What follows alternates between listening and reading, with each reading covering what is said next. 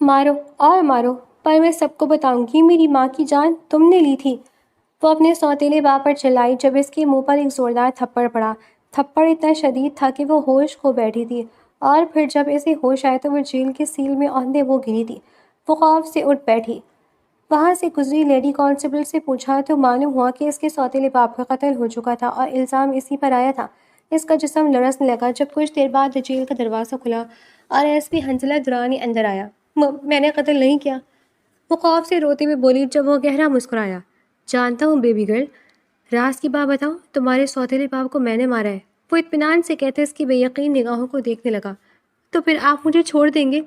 اس حسین نوجوان کی بات پر اس معصوم سی لڑکی نے بڑی امید سے اسے دیکھتے ہوئے پوچھا، جبکہ مقابل اس کی باتوں پر قہقہ لگا کر ہنسا تھا۔ کم آن بیبی گرل، اگر ایسے کہو گی تو تمہیں تمام عمر اپنے پاس قید کر کے رکھ لوں گا۔ اس کے گہرے انداز پر وہ سٹپٹا کر خوفزدہ نظروں سے اسے دیکھنے لگی۔ خود سوچو کہ تمہیں چھوڑ دیا تو پھر تمہارے باپ کے قتل کا الزام کس کے سر پر ڈالوں گا؟ وہاں پر صرف اور صرف تم ہی موجود تھی، تو دیکھا جائے تو یہ الزام تم پر ہی لگ سکتا ہے۔ اس شخص کی باتوں پر اس کی آنکھوں میں آنسو چمکے تھے۔ وہ خوفزدہ نظروں سے اسے دیکھے گئی۔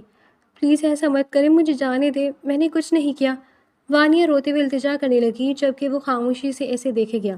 دیکھو پیاری لڑکی، میری تم سے کوئی دشمنی نہیں ہے اور میں ایسا نہیں کرنا چاہتا تھا، لیکن تم نے خود یہ مصیبت چنی ہے، تمہیں وہاں موجود نہیں ہونا چاہیے تھا۔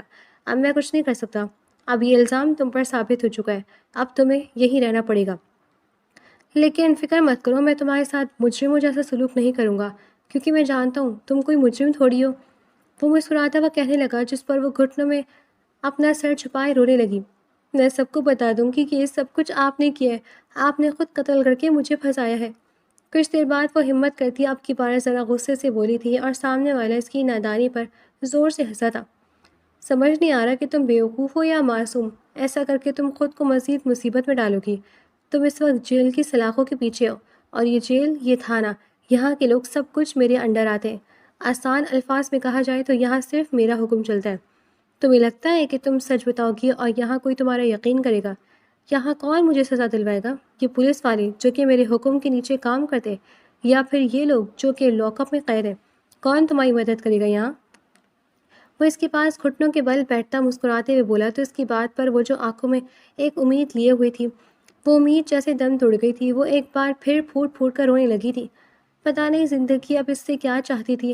اتنی مشکلات جھیلنے کے بعد بھی ایسا لگتا تھا کہ زندگی دن بدن مزید مشکل ہوتی جا رہی ہے۔ اسے یہاں سے کون نکالے گا؟ وہ شخص صحیح کہہ رہا تھا، یہاں کوئی اس کی مدد کرنے والا نہیں تھا، اور پھر اس کا تو کوئی اپنا بھی نہیں تھا جو اس کے پیچھے آتا۔ ایک ماں تھی جو کہ پہلے ہی مر گئی تھی، ہاں ایک وہ بھی تو تھا، لیکن وہ یہاں تو نہیں آ سکتا تھا۔ اسے یقین تھا وہ کبھی اسے نہیں ڈھونڈ پائے گا۔ کیا وہ تمام عمر یہیں قید رہ جائے گی، یا اگر اسے قتل کے جرم میں پھانسی ہو گئی تو پھر وہ کیا ہوگا؟ وہ بے جرم ماری جائے گی۔ اس کی ذہن کو مختلف قسم کی سوچوں نے جکڑ رکھا تھا۔ اسے اپنے آپ مایوس اور نا امیدی کی گہری کھائی میں گرتا ہوا محسوس ہو رہا تھا۔ چپ ہو جاؤ بیبی گرل، ابھی تو بس شروعات ہے، تم تو ابھی سے رونے لگ گئی ہو۔ فکر نہ کرو، تمہیں یہاں کوئی پریشانی نہیں ہوگی۔ اس شخص کی بات پر وہ آنسو بھری آنکھوں سے اسے دیکھنے لگی، جو ایک مسکراتی نظر اس پر ڈالتا اب اس کے سامنے سے اٹھا تھا اور وہاں سے نکلتا چلا گیا تھا۔ پیچھے وہ گھٹنوں میں سر دیے ایک بار پھر اپنی قسمت پر آنسو بہانے لگی تھی۔ رات کو ایک لیڈی کانسٹیبل ایک بستر اور کمبل کے ساتھ ایک تکیہ دے کر گئی تھی۔ وہ بھی بیٹھے بیٹھے تھک گئی تھی، اس لیے وہ فوراً سے بستر نیچے بچھا کر اس کمبل میں چھپ کر لیٹ گئی۔ بستر پر لیٹتے ہی وہ کچھ چونک گئی۔ وہ نہایت ہی آرام دہ سا بستر تھا، کمبل بھی بڑا ہی نرم گرم سا تھا اور تکیہ بھی بہت سافٹ تھا۔ یہ بستر تو اس کے گھر کے بستر سے بھی زیادہ آرام دہ اور نرم تھا۔ ایسا لگتا ہی نہ تھا کہ جیسے یہ جیل کا بستر ہو۔ اتنا آرام دہ اور پرسکون بستر تھا جیسے کسی ہوٹل کے گیسٹ کو دیا جائے۔ اسے واقعی حیرت ہوئی تھی، لیکن وہ اتنی تھکی ہوئی تھی کہ زیادہ دیر کچھ سوچ نہیں پائی، اور سکون پاتی ہی کچھ لمحوں میں وہ نیند کی وادیوں میں اتر گئی تھی۔ اسے سوئے ہوئے کچھ ہی دیر گزری تھی جب اس کے لاک اپ کے باہر کوئی آ کر رکا تھا۔ ایک نظر اس کے معصوم سے چہرے پر ڈالتے مقابل گہرا مسکرایا تھا۔ حرم کی اگلی صبح آنکھ کھلی تو کچھ لمحے لگے تھے اسے یہ سمجھنے کے کہ وہ کہاں ہے موجود ہے، اور جیل کی سلاخیں دیکھتے اس کا دل ایک بار پھر بھاری ہونے لگا تھا۔ ناشتہ آیا ہے۔ وہ وہیں پر گمسم سی بیٹھی تھی جب ایک لیڈی کانسٹیبل اس کے پاس آئی تھی اور ایک بڑی سی تھال نیچے سے بنی جگہ سے گزار کر اس کی جانب بڑھاتے ہوئے بولی، اسے واقعی کافی بھوک لگ رہی تھی، جس کے سبب وہ تیزی سے اپنی جگہ سے اٹھی۔ اس قید خانے کے ساتھ ہی ایک چھوٹا سا واش روم تھا، جس میں لگے سنک میں ہاتھ منہ دھوتے وہ اب واپس آئی اور نیچے زمین پر بیٹھ کر وہ تھال اپنی جانب کھینچی تھی۔ ناشتے میں آلو کے پراٹھے، حلوہ پوری، چنے، نہاری، اچار، چائے، آملیٹ اور نان تھے۔ اتنا شاندار ناشتہ دیکھ کر وہ ایک بار پھر چونک گئی تھی۔ کیا واقعی جیل میں ایسا کھانا ملتا ہے؟ اپنی ماں کے ساتھ رہتے ہوئے اس نے پوری زندگی میں کبھی ایسا شاندار ناشتہ نہیں کیا تھا۔ اس کا سوتیلا باپ اس کے ایک ایک لقمے پر نظر رکھتا تھا۔ اس نے تو بس بچا کچا ہوا کھانا ملتا تھا جس سے بس اس کا پیٹ بھر سکے، اور یہاں جیل میں اس قدر مزیدار اور اتنا زیادہ کھانا دیکھ کر وہ کچھ لمحے حیران رہ گئی۔ سمجھ نہیں آ رہا تھا کہ کیا واقعی وہ جیل میں ہے۔ کچھ لمحے بے یقینی سے ناشتے کو گھورتی رہی اور پھر بسم اللہ پڑھ کے اپنے رب کا شکر ادا کرتی خاموشی سے کھانا کھانے لگی۔ زندگی میں پہلی بار اس قدر سیر ہو کر کھانا کھایا تھا۔ دل ہی دل میں اپنے رب کا شکر ادا کرتی وہ ایک گہرا سانس لے کر اب وہ نرم گرم سا بستر لپیٹ کر ایک طرف رکھنے کے بعد وہی نیچے زمین پر بیٹھ گئی۔ جو بھی تھا، لیکن یہ قید کا احساس نہیں، اذیت ناک تھا۔ پھر بالکل اکیلی تھی، اور خالی ذہن تو ویسے ہی شیطان کا گھر ہوتا ہے۔ اس کا ذہن بھی اس وقت الٹی سیدھی اور عجیب و غریب سی سوچوں اور وسوسوں کی اماجگاہ بنا ہوا تھا۔ آنے والے وقت کی فکر اور سوچیں اس کی وجود کو گھیرے ہوئے تھیں۔ دل و دماغ پر تھکاوٹ اور کثافت سی سوار ہونے لگی تھی۔ اس جیل کے چھوٹے سے کمرے سے وحشت سی ہونے لگی تھی۔ کافی دیر خاموشی سے بیٹھی بیٹھی الٹا سیدھا سوچنے کے بعد آخر تھک ہار کر وہ ایک بار پھر اپنی قسمت پر آنسو بہانے لگی تھی کہ اس کے سوا وہ کچھ کر بھی نہ سکی تھی۔ دوپہر کا وقت ہوا تو لیڈی کانسٹیبل ایک بار پھر اس کے لیے کھانے میں بریانی اور کباب لے آئی۔ یہاں کھانا تو ایسا تھا کہ شاید 5 اسٹار ہوٹل میں بھی نہ ایسا کھانا ملتا ہو، لیکن پھر بھی اس کا دل پرسکون نہیں ہو سکا تھا۔ جو بھی تھا وہ جیل میں تھی، اس کے سر پر قتل کا الزام تھا، اسے یہاں سے بچانے والا کوئی نہیں تھا۔ ایسے میں اسے سکون کیسے آ سکتا تھا؟ چلو لڑکی، تمہیں ایس پی صاحب نے بلایا ہے۔ پورا دن اس نے یوں نہیں گمسم انداز میں بیٹھے ہوئے گزار دیا تھا، اور اب رات ہوتی ایک لیڈی کانسٹیبل اس کی لاک اپ کا دروازہ کھولتے ہوئے بولی تو وہ چونک کر اسے دیکھنے لگی۔ اس کے کہنے پر وہ کچھ دیر نہ سمجھی سے اسے دیکھنے لگی۔ کیوں بلایا ہے؟ وہ بڑی خوفزدہ سی نظر آ رہی تھی۔ یہ تو تمہیں وہاں چل کر ہی پتہ چلے گا۔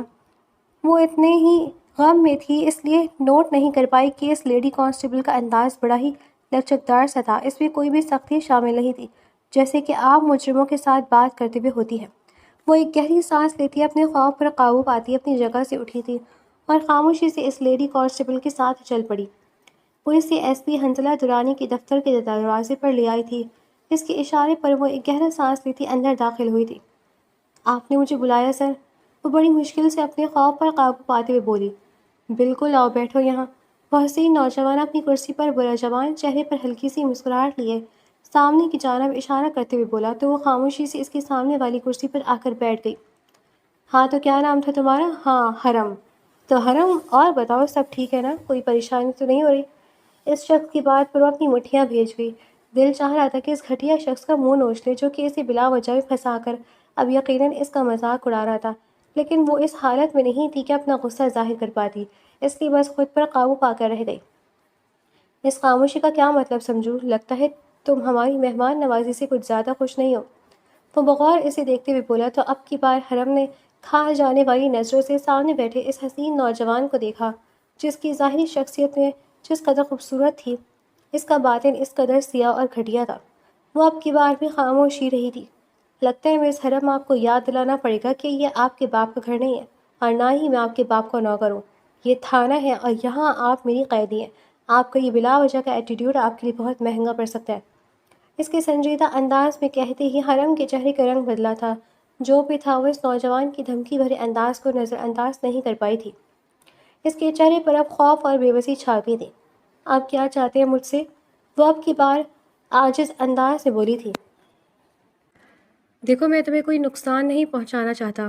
ایک بات تم اچھے سے سمجھ لو کہ تم بس میرے پلان کے بیچ میں آ گئی، لیکن میں جانتا ہوں تم بہت بے ضرر ہو، اس لیے میں تمہیں بتانا چاہتا ہوں کہ تمہیں ڈرنے کی ضرورت نہیں ہے۔ تمہیں یہاں کوئی نقصان نہیں پہنچائے گا، تمہاری جان اور عزت یہاں بالکل محفوظ ہے، اور تمہیں بہت جلد آزاد کر دیا جائے گا، لیکن تب تک تمہیں میری مہمان بننا ہوگا، اور یقین کرو میں بہت اچھا مہمان نواز ہوں، تمہیں کوئی پریشانی نہیں ہوگی۔ اس گھٹیا شخص کی بات پر وہ دانت پیس کر اسے دیکھنے لگی۔ سمجھ نہیں آ رہا تھا کہ جو کچھ وہ کہہ رہا تھا وہ واقعی حقیقت ہے یا پھر وہ بس اس کی بے بسی کا مذاق اڑا رہا تھا، اسے بلا وجہ میں قید کر کے رکھ رہا تھا اور اور کہہ رہا تھا کہ ڈرے نہیں، آرام سے رہے، بھلا کون لڑکیوں جیل میں سکون سے رہ سکتی ہے، وہ بھی تب جب اس پر قتل کا الزام لگا ہو۔ مجھے جانے دے پلیز، میں نے کچھ نہیں کیا، آپ جانتے ہیں میں کسی کو نہیں بتاؤں گی کہ قتل آپ نے کیا ہے، میں بس یہاں سے جانا چاہتی ہوں، پلیز آپ کو اللہ کا واسطے مجھے چھوڑ دے، میں یہاں نہیں رہنا چاہتی۔ وہ معصوم سی لڑکی روتے ہوئے بولی تھی، کہا نا تمہیں بہت جلد آزاد کر دیا جائے گا، لیکن تب تک تمہیں یہیں رہنا ہوگا اور اپنا بیہیویئر ٹھیک کرنا ہوگا۔ چلو اب یہ بتاؤ کھانے میں کیا پسند ہے تمہیں، مطلب فاسٹ فوڈ میں برگر، پیزا یا کچھ اور؟ وہ بڑی سنجیدگی سے اسے دیکھتے ہوئے پوچھ رہا تھا جبکہ وہ حیرت سے اسے دیکھنے لگی۔ کیا اس شخص نے یہ باتیں کرنے کے لیے اسے بلایا تھا؟ وہ آنکھیں پھاڑے اسے دیکھ رہی تھی جبکہ اس کی خوبصورت بڑی بڑی سیاہ آنکھوں میں دیکھتے ہوئے مقابل کی دھڑکنیں بے ترتیب ہوئی تھی۔ بیبی گرل، اگر تم مجھے ایسے دیکھو گی تو معاملہ خراب ہو سکتا ہے۔ دیکھو میں بہت شریف پولیس والا ہوں، لیکن تم مجھے مجبور کر رہی ہو کچھ غلط کرنے پر، ایسے تو خود پر قابو پانا ہی مشکل ہو جائے گا۔ وہ اپنے دونوں ہاتھ ان دونوں کے درمیان موجود ٹیبل پر ٹکاتا اس کی جانب ذرا سا جھکتے ہوئے معنی خیز انداز میں بولا تھا، جس پر وہ ہڑبڑا کر آنکھیں پھیر گئی تھی۔ تم نے بتایا نہیں تمہیں فاسٹ فوڈ میں کیا پسند ہے؟ مقابل ایک بار پھر وہی بات لے کر بیٹھ گیا تھا، جیسے اس سے زیادہ ضروری کچھ ہو ہی نہ۔ کیا اس جیل میں تمام مجرموں سے آپ یہی سوال پوچھتے ہیں؟ پتہ نہیں کیا سوچ کر وہ بولی تھی، جس پر سامنے والا مدھم سا ہنسا تھا۔ نہیں، تم کوئی مجرم تھوڑی ہو، تم تو ہماری مہمان ہو نا۔ وہ واقعی ایسے بول رہا تھا جیسے وہ ان کے ہاں رہنے آئی ہو، جبکہ وہ حیرت سے اسے عجیب و غریب سے ایس پی کو دیکھ رہی تھی۔ تم نے بتایا نہیں تمہیں کیا پسند ہے؟ اسے ایک ہی بات پر اٹکے دیکھ کر حرم نے ایک گہری سانس لی۔ مجھے کچھ پسند نہیں ہے سر، اگر آپ کو کوئی کام نہیں ہے تو کیا میں واپس چلی جاؤں؟ اس پاگل سنکی انسان کی نظریں بڑی عجیب سی تھی، اوپر سے اس کی الٹی سیدھی باتیں۔ حرم بس جلد ازل اس کے سامنے سے ہٹ جانا چاہتی تھی۔ بالکل نہیں، کام تو مجھے تم سے ہے، فی الحال تمہیں یہیں بیٹھنا پڑے گا۔ وہ کیا ہے نا، میرے گھر والے کہیں گے، اور مجھے ڈنر اکیلے کرنے کی عادت نہیں، اس لیے سوچا کہ آج تمہارے ساتھ ہی ڈنر کیا جائے، کیا خیال ہے؟ تم نے تو اپنی پسند بتائی نہیں، چلو کوئی بات نہیں، میں اپنی پسند کا کچھ آرڈر کر لیتا ہوں۔ وہ ایسے مزے سے بول رہا تھا جیسے وہ دونوں دوست ہوں۔ حرم بچائی تو حیران و پریشان سے اسے دیکھ رہی تھی، سمجھ ہی نہیں آ رہا تھا کہ یہ ہو کیا رہا ہے۔ مجھے کچھ نہیں کھانا سر، مجھے بس واپس لاک اپ میں جانا ہے، وہ بے بسی سے بولی تھی۔ اس سے تو جیل کی سلاخی ہی بہتر تھی، جبکہ سامنے والا اس کی بات کو اگنور کرتا اب اپنے موبائل پر یقیناً کھانا آرڈر کر رہا تھا۔ اور بتاؤ کچھ اپنے بارے میں، اپنی ہابیز کے بارے میں، فارغ وقت میں کیا کرتی ہو؟ وہ بڑے دوستانہ انداز سے پوچھ رہا تھا اور حرم کا جی چاہ رہا تھا کہ اس عجیب و غریب پاگل شخص کا گلا گھونٹ دے۔ کچھ بھی نہیں سر، میری کوئی ہابیز نہیں ہے، وہ سپاٹ انداز سے بولی تھی۔ پھر بھی کچھ نہ کچھ تو ہوگا، فارغ وقت میں کچھ تو کرتی ہوگی، کوئی کہانیاں یا ناولز وغیرہ پڑھنا یا ٹی وی وغیرہ پر ڈرامے فلمیں دیکھنا ہر انسان کی ہابی ہوتی ہے۔ ویسے مجھے پیٹس کا شوق ہے، میرے پاس بہت سے ڈاگز ہیں اور میں فارغ وقت ان کے ساتھ گزارتا ہوں۔ وہ بڑے مزے سے اسے دیکھتا ہوا کہہ رہا تھا، جبکہ حرم کیسے خود پر ضبط کیے ہوئی تھی یہ وہی جانتی تھی۔ یہ ٹھرکی پولیس والا خواہ اس کے ساتھ فری ہونے کی کوشش کر رہا تھا اور وہ بس خاموش رہنے پر مجبور تھی۔ میرے ایسی کوئی شوق نہیں ہے سر، مجھے کبھی فارغ وقت ملا ہی نہیں، بس کاموں میں ہی وقت گزر جاتا، فارغ وقت بس اپنی ماما کے ساتھ گزار لیتی تھی۔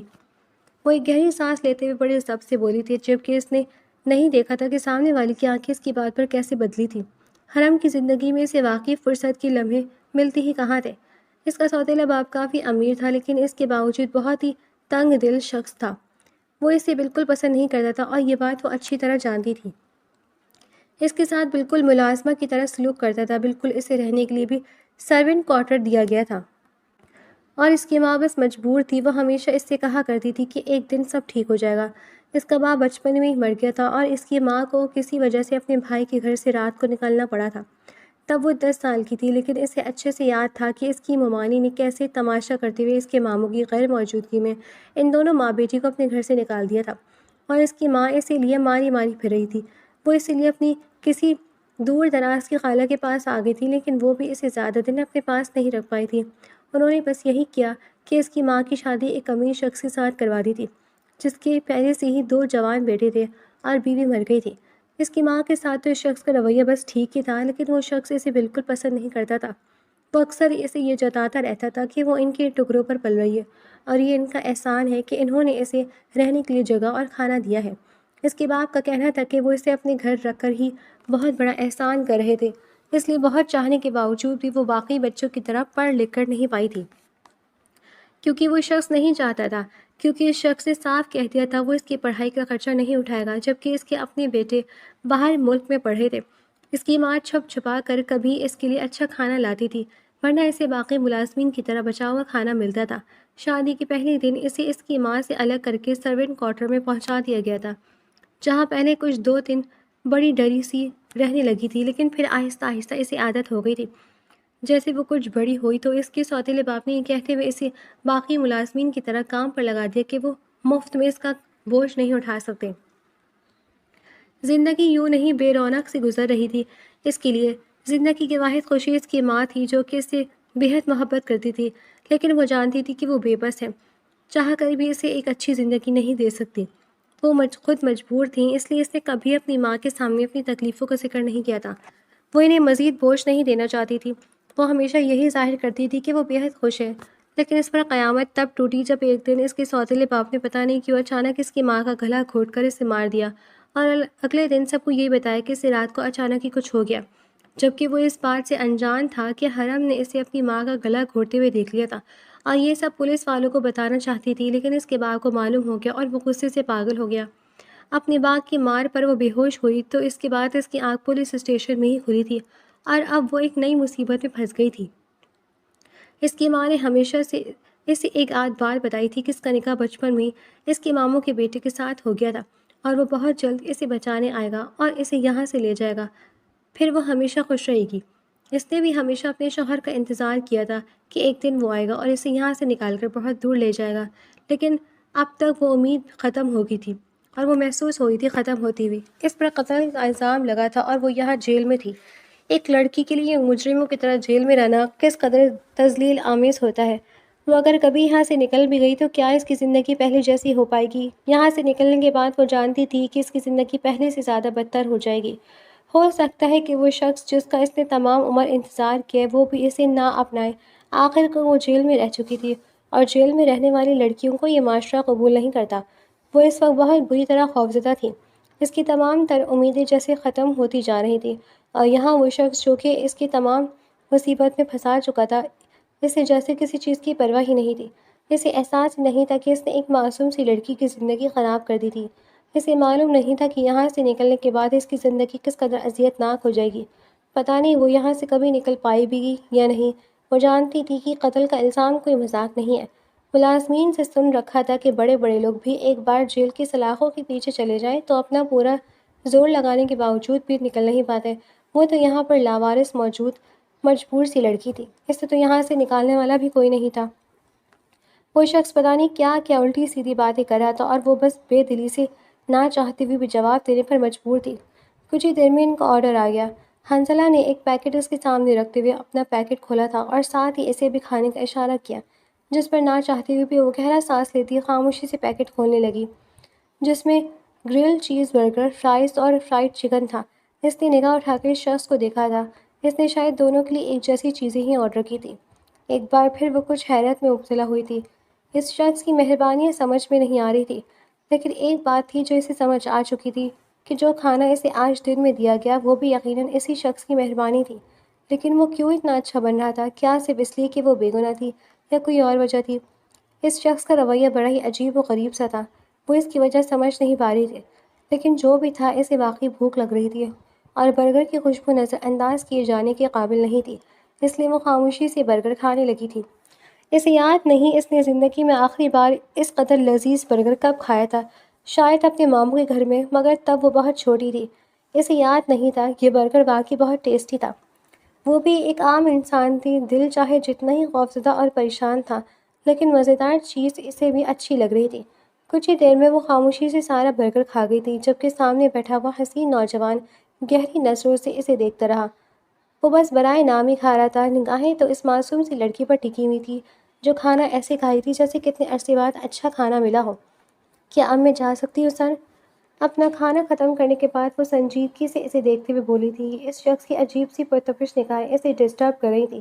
وہ بس جلد سے جلد یہاں سے نکل جانا چاہتی تھی۔ یہ ختم کر لو، اس کے بعد چلی جانا۔ لیکن ایک بات ہے، تمہارے ساتھ ڈنر کر کے بہت مزہ آیا۔ آج کے بعد تم ہر روز میرے ساتھ ہی ڈنر کرو گی۔ اس شخص کی بات پر وہ منہ بسور کر اسے دیکھنے لگی۔ اس شخص کی بات اسے بالکل پسند نہیں آئی تھی۔ لیکن وہ آگے سے یہ کہہ نہیں سکتی تھی۔ اس نے اب اس کے سامنے ایک اسمودی کا ڈسپوزیبل گلاس رکھا تھا۔ وہ ایک ہی سانس میں وہ چاکلیٹ اسمودی ختم کر چکی اب اس شخص کو دیکھنے لگی تھی کہ وہ یہاں سے جلد از نکل جا سکے،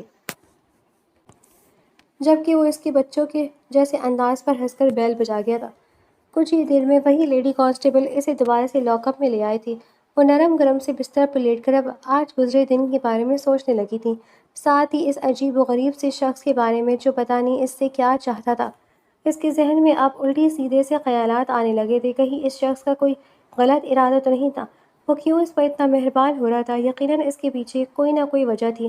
پھر اس کی نظریں بھی بڑی عجیب سی تھیں، کہیں وہ اس کے ساتھ کچھ برا تو نہیں کرنا چاہتا؟ شاید اسی لیے وہ اتنا اچھا بن رہا ہے۔ اگر اس کا ایسا کوئی ارادہ تھا تو پھر اسے کون بچائے گا؟ وہ تو یہاں اس شخص کی قید میں تھی، وہ اگر کچھ کرنا چاہے تو اسے کوئی بھی روک نہیں پائے گا۔ اس کے دل کو ایک نئی فکر لاحق ہو گئی تھی۔ وقت یوں ہی تیزی سے گزرتا گیا، اسے یہاں قید ہوئے 1 مہینہ گزر گیا تھا۔ اس شخص کا رویہ ویسے ہی عجیب و غریب سا تھا۔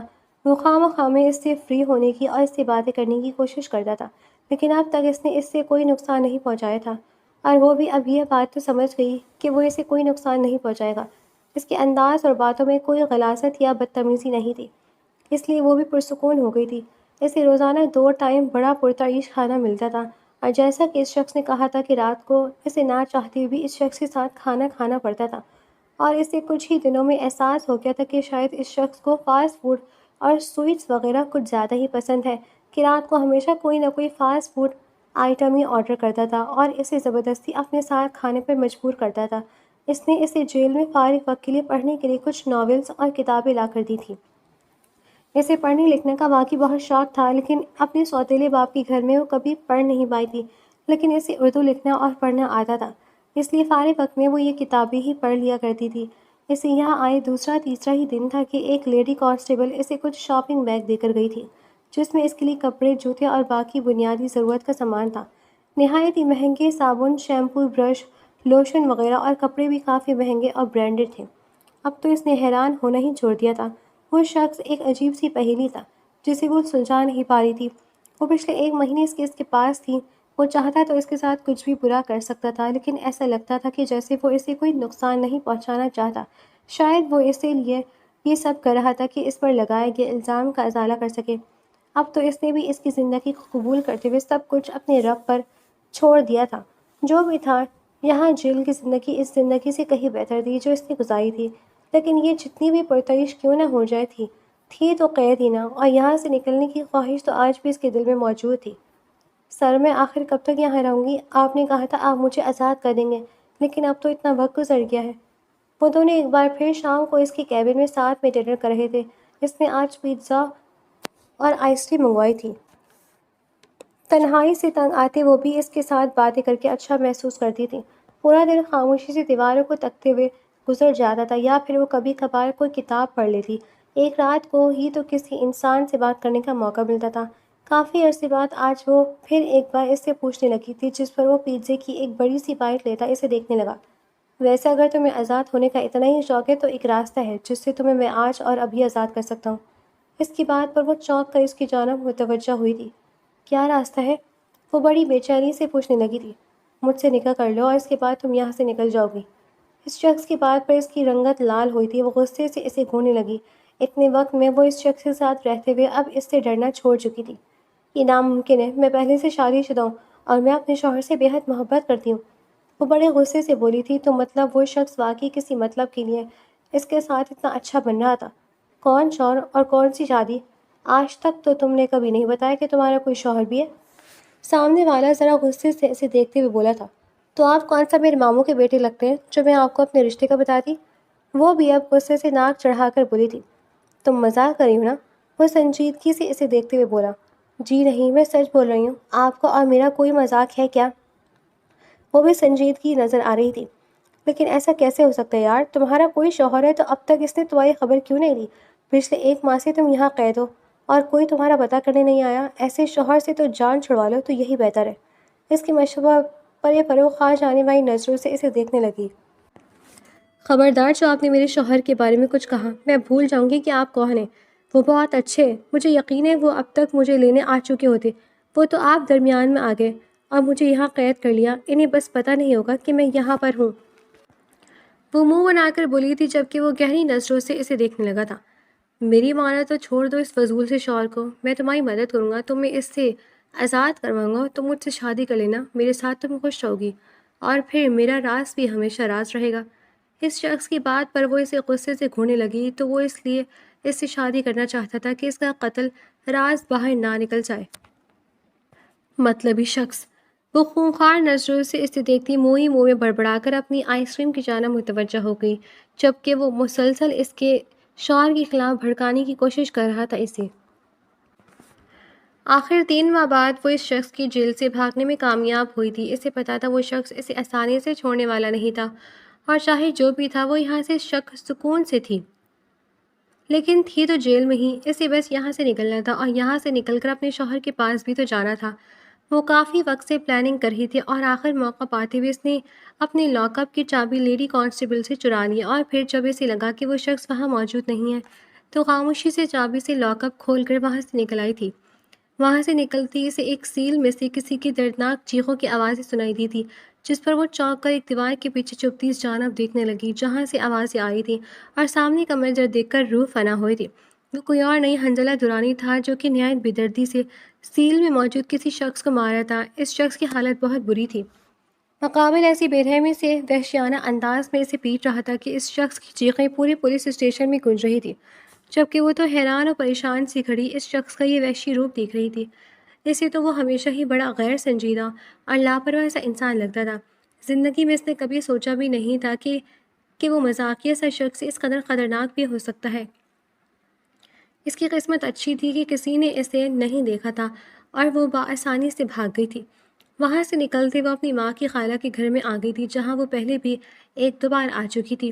وہ ان کے علاوہ کسی کو جانتی بھی نہیں تھی اور پھر وہ نہ صرف اس کی ماں کو جانتی تھی، اس نے بس مختصر سا انہیں بتایا تھا کہ اپنی ماں کے مرنے کے بعد وہ کسی مشکل میں پھنس گئی تھی۔ وہ انہیں نہیں بتا پائی کہ وہ جیل میں تھی اور ان کی باتوں سے بھی یہی لگ رہا تھا کہ وہ اس بات سے بے خبر ہے، اور اس نے بھی پھر بتانا ضروری نہیں سمجھا۔ وہ 1-2 دن وہی رہی اور ان سے اپنے ماموں کا پتہ لے کر پھر وہاں سے نکل آئی تھی۔ وہ نہیں جانتی تھی کہ اس کا شوہر کون ہے، کیسا ہے، اسے تو اس کا نام بھی نہیں معلوم تھا، لیکن اس نے ہمیشہ اس شخص کا انتظار کیا تھا، ہمیشہ اسے چاہا تھا۔ وہ بچپن سے اس کے بارے میں سوچتی آئی تھی اور جب اس سے ملنے کا وقت تھا تو اس کے دل میں عجیب و غریب قسم کے وہم اور وسوسے پیدا ہو رہے تھے۔ اسے پولیس کا بھی ڈر تھا، اسے یقین تھا کہ وہ ایس پی اس کے بھاگنے پر خاموش نہیں بیٹھے گا۔ وہ بے شک کوئی ظالم شخص نہیں تھا، اس نے جیل میں اس کا بہت خیال رکھا تھا، اتنا تو اس کے سوتیلے باپ نے کبھی اس کے ساتھ حسن سلوک نہیں کیا تھا جتنا کہ اس شخص نے جیل میں اس کے ساتھ کیا تھا، لیکن اس کے باوجود بھی وہ یہ بھول نہیں سکتی تھی کہ اس نے بے جرم اسے قتل کے الزام میں پھنسا کر وہاں قید کیا ہوا تھا۔ وہ آخرکار اپنے ماموں کے بنگلوں کے سامنے پہنچ ہی گئی تھی۔ ایک نظر ان کی نیم پلیٹ پر ڈال کر وہ گہرا سانس لیتی باہر بیٹھے چوکیدار کے پاس آئی اور اسے اپنا تعارف کروایا تھا، جس پر وہ بڑا خوش ہوتا اسے اپنے ساتھ لیے اندر بڑھا تھا۔ اس چوکیدار کا انداز دیکھ کر اسے کچھ تسلی ہوئی تھی، ورنہ وہ تو بڑی خوفزدہ تھی۔ اگر ان لوگوں نے اسے پہچانے سے ہی انکار کر دیا تو پھر وہ کیا کرے گی؟ وہ اسے اندر لاؤنج میں بٹھا کر انتظار کرنے کا کہہ کر چلا گیا تھا۔ وہ بڑی نروس تھی، اس بڑے سے عالیشان سے لاؤنج کو دیکھ رہی تھی۔ تبھی ایک ملازمہ اس کے لیے جوس لے کر آئی تھی۔ ان ملازمین کا انداز صاف ظاہر کر رہا تھا کہ وہ لوگ اسے جانتے ہیں۔ ان کا کہنا تھا کہ گھر پہ کوئی نہیں ہے، اس کے ماموں اور ممانی ایک دن پہلے ہی عمرہ کے لیے گئے ہیں، جبکہ ان کا بیٹا یہی ہے اور اس وقت اپنے آفس میں ہوتا ہے۔ ان کی بات پر وہ مزید نروس ہو گئی تھی۔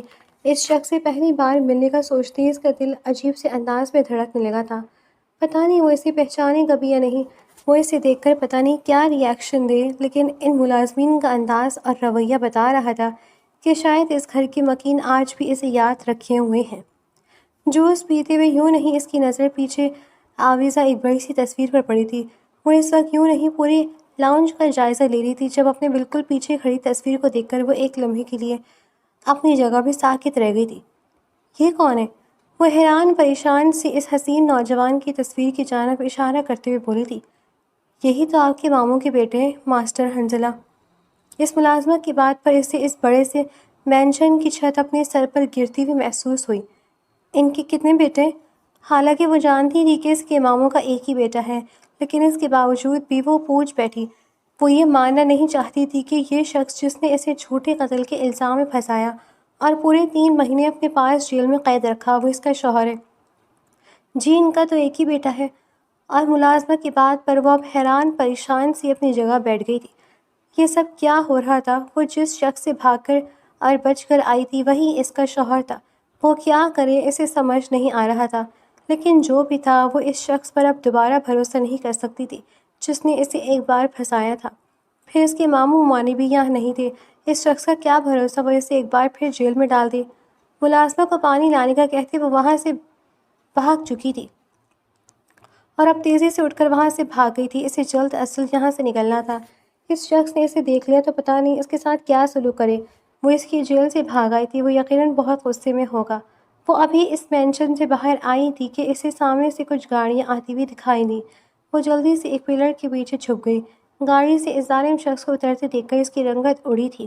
حنظلہ دورانی بڑی بے قراری سے گاڑی سے نکلتا تیز تیز قدموں سے اندر کی جانب بڑھ رہا تھا۔ اس کے اندر جاتی اس نے وہاں سے نکلنا چاہا تھا کہ سامنے کچھ گارڈز کو کھڑا دیکھ کر وہ پریشان ہوئی تھی۔ تبھی اسے اندر سے حنظلہ کی آواز آنے لگی تھی۔ وہ شاید اب باہر آ رہا تھا۔ اسے سمجھ نہیں آ رہا تھا کہ وہ کہاں جائے۔ آخر سامنے کھڑی گاڑی کا پچھلا دروازہ کھولتے وہ اس میں بیٹھ گئی تھی۔ وہ باہر آتا اپنے آپ چوکیدار پر چیخ رہا تھا۔ کچھ ہی دیر بعد وہ اسی گاڑی کی ڈرائیونگ سیٹ پر آ کر بیٹھا تھا جس کی پچھلی سیٹ پر حرم چھپی ہوئی تھی۔ اس کی گاڑی سٹارٹ کرتا دیکھ کر وہ گھبرا گئی تھی، ساتھ ہی خود کو کوسنے لگی۔ اس کی تو شاید قسمت ہی خراب تھی، جس شخص سے بچ رہی تھی اسی کی گاڑی میں بیٹھ گئی تھی۔ وہ کچھ وقت پہلے یہاں سے نکلی ہے۔ اس نے بلیک کلر کا ڈریس پہنا ہوا ہے، اوپر اسکن کلر کا سکارف لیا ہوا ہے۔ پورا ایریا سیل کر دو، مجھے کچھ ہی گھنٹوں میں وہ اپنے سامنے چاہیے۔ وہ بڑے غصے سے کسی سے کہہ رہا تھا اور یہاں اس کی جان نکل رہی تھی، مطلب وہ اسے ہی ڈھونڈ رہا تھا۔ وہ دل ہی دل میں اپنی سلامتی کی دعا مانگنے لگی تھی۔ وہ بالکل اس کی سیٹ کے پیچھے چھپی ہوئی تھی اور بس یہی دعا کر رہی تھی کہ بس اس شخص کی نظر کسی بھی طرح اس پر نہ پڑے۔ وہ شخص غصے میں نہایت ہی ریش ڈرائیونگ کر رہا تھا۔ اس نے اچانک ہی زوردار بریک لگایا تھا جس پر وہ اگلے ہی لمحے اچھل کر گیئر سے ٹکرائی تھی۔ حنظلہ نے اچانک چونک کر اسے دیکھا تھا جبکہ وہ بھی خوفزدہ نظروں سے اسے دیکھنے لگی تھی۔ تم یہاں ہو؟ تم وہاں پیچھے کیا کر رہی ہو؟ وہ حیرت سے اسے دیکھتے ہوئے بولا۔ مجھے مت مارنا، میں نے کچھ نہیں کیا، پلیز۔ وہ ڈر سے آنکھیں میچ کر بولی تھی اور وہ افسوس سے نفی میں نظر ہلا کر رہ گیا تھا۔ کتنی مشکل تو اس کا ڈر اپنی بیوقوفانہ باتوں سے دور کیا تھا اور پتہ نہیں کیوں وہ ایک بار پھر سے ڈرنے لگی تھی، جبکہ حرم کی آنکھوں کے سامنے اس کا وہ وحشی روپ تھا جو کہ وہ بھاگنے سے پہلے اس نے دیکھا تھا۔ پاگل ہو کیا؟ میں کیوں تمہیں مارنے لگا؟ اور جس شوہر سے اتنی محبت تھی، جس کے لیے جیل توڑ کر بھاگ گئی تھی، اس سے جب ملنے ہی گئی تھی تو ملے بغیر پھر کہاں بھاگ رہی تھی؟ وہ خفگی سے بولا تو وہ حیرت سے اسے دیکھنے لگی۔ ایسے کیا دیکھ رہی ہو؟ پہلے تو بڑی محبت کا اظہار کری تھی، بڑا یقین تھا اپنے شوہر پر، اب جب شوہر سامنے آیا تو بجائے ملنے کے بھاگنے کے چکروں میں ہو۔ وہ اسے گھورتا ہوا بولا اور بے یقینی سے وہ دیکھ رہی تھی اسے۔ آپ کو پتہ ہے کہ وہ حیرت سے اپنی بات ادھوری چھوڑ گئی تھی۔ اور نہیں تو کیا، میں تو شروع سے جانتا تھا، میں تو تمہیں ڈھونڈتا ہوا وہیں پہنچا تھا، لیکن مجھے پتہ چلا کہ مجھے بہت دیر ہو گئی اور میں نے اپنی پھپھو کو کھو دیا۔ وہ شخص تمہیں بھی مارنے والا تھا، لیکن شکر ہے میں وقت پر پہنچ گیا۔ اس شخص کو مار کے میں نے تمہیں بچا لیا، لیکن تحقیقات سے معلوم ہوا کہ وہ شخص ایک بہت بڑا گینگسٹر تھا اور پھپھو کو یہ بات معلوم ہو گئی تھی، اس لیے اس نے اسے مار دیا۔ اس کے مرنے کے بعد اس کے بیٹے پاگل ہو گئے اور جب مجھے معلوم ہوا کہ وہ تمہیں ڈھونڈ رہے ہیں، تب تمہاری حفاظت کے لیے میں نے تمہیں اپنی جیل میں قید کر لیا۔ میں چاہتا کہ جب تک خطرہ ٹل نہیں جاتا تب تک تم میری نظروں کے سامنے رہو، اور میں تو اپنے گھر نہیں لے جا سکتا تھا کیونکہ میری ماں تمہیں بالکل پسند نہیں کرتی تھی۔ انہوں نے پہلے بھی اسی وجہ سے تم دونوں کو گھر سے نکالا تھا کہ بابا نے ہم دونوں کا نکاح کروایا تھا، لیکن وہ یہ نہیں جانتی تھی کہ وہ نکاح میری مرضی سے ہوا تھا۔ میں جب اپنے پاؤں پر کھڑا ہوا، جب میری ماں جاب لگی تھی تو سب سے پہلے ایس پی بن کر تمہیں ڈھونڈتے ہی نکلا تھا، لیکن افسوس میرے انتظار میں تم نے بہت سی تکلیفیں جھیلیں۔ مجھے معاف کر دو، لیکن میں وعدہ کرتا ہوں کہ تمہاری ہر تکلیف کا ازالہ کروں گا۔ یقین کرو جتنا انتظار تم نے کیا ہے اس سے کہیں زیادہ انتظار میں نے کیا تھا اس وقت کا۔ وہ اسے بازو سے پکڑ کر اب فرنٹ پیسنجر سیٹ پر بٹھائے اس کے دونوں ہاتھ تھامے کہہ رہا تھا اور وہ بے یقینی سے اسے دیکھ رہی تھی۔ مطلب وہ شروع سے جانتا تھا، تبھی تو اس کے ساتھ اتنا مہربان تھا، اور وہ بیوقوف کتنا دھڑلے سے اس کے سامنے اس سے محبت کا اظہار کرتی رہی۔ وہ پہلا ایسا شوہر ہوگا جس نے اپنی بیوی کی حفاظت کے لیے اسے جھوٹے قتل کے کیس میں پھنسا کر اپنے ہی جیل میں اپنی آنکھوں کے سامنے قید کر رکھا تھا۔ آپ مجھے یہ سب پہلے بھی تو بتا سکتے تھے، وہ خفگی سے اسے دیکھتے ہوئے بولی۔ یار، میں نے سوچا تھا کہ پہلے یہ تمام معاملات نمٹا لوں اور پھر تمہیں سب کچھ بتا کر اپنے فلیٹ پر لے جاؤں گا۔ میں تمہیں اس مینشن میں اپنی ماں کے ساتھ نہیں رکھنا چاہتا تھا۔ میں نہیں چاہتا تھا کہ تمہیں کوئی تکلیف ہو۔ میں چاہتا ہوں ہم دونوں کا اپنا ایک چھوٹا سا گھر ہو، جہاں صرف تم ہو، میں ہوں اور ہماری چھوٹی سی جنت۔ لیکن اس سے پہلے تمہارے سوتیلے بھائیوں کا کوئی انتظام کرنا تھا، اور یہ معاملہ نمٹاتے ہوئے مجھے کافی وقت لگ گیا۔ اور اب جب سب ٹھیک ہو گیا اور موم اور ڈیڈ کو بھی میں نے یہاں سے بھیج دیا تو پتہ چلا کہ تم کہیں غائب ہو گئی۔ پتہ ہے میں کتنا ڈر گیا تھا کہ کہیں تمہیں کچھ ہو نہ جائے۔ وہ فکر مندی سے اسے دیکھتے ہوئے بولا تھا، جبکہ وہ منہ بسور کر اسے دیکھنے لگی۔ مجھے کیا پتا تھا؟ مجھے لگا کہ آپ نے سچ میں خود کو بچانے کے لیے مجھ پر جھوٹا الزام لگایا، اور پھر جب میں نے آپ کی تصویر دیکھی تو میں ڈر گئی۔ مجھے لگا آپ مجھے دیکھیں گے تو شاید مجھے پھر جیل میں ڈال دیں گے۔ وہ منہ بناتے ہوئے بولی تھی، جبکہ دل پر سکون ہو گیا تھا۔ اسے اپنا آپ ہلکا پھلکا سا محسوس ہو رہا تھا۔ وہ شخص جسے اس نے بچپن سے چاہا تھا، وہ بھی اس سے بے انتہا محبت کرتا تھا۔ وہ تو ہر لمحہ اس کے ساتھ ہی تھا، اس نے تو کبھی اسے تنہا چھوڑا ہی نہیں تھا۔ بس وہ وہی نہیں جان پائی۔ اب آخر کار جب سب کچھ ٹھیک ہو ہی گیا ہے تو میں چاہتا ہوں کہ پوری دنیا کو پتہ چلے کہ تم میری شریک حیات ہو۔ میں نہیں چاہتا کہ موم واپس آ کر پھر کوئی مسئلہ کھڑا کر دیں۔ ان کے واپس آنے سے پہلے ہی میں تم سے شادی کرنا چاہتا ہوں۔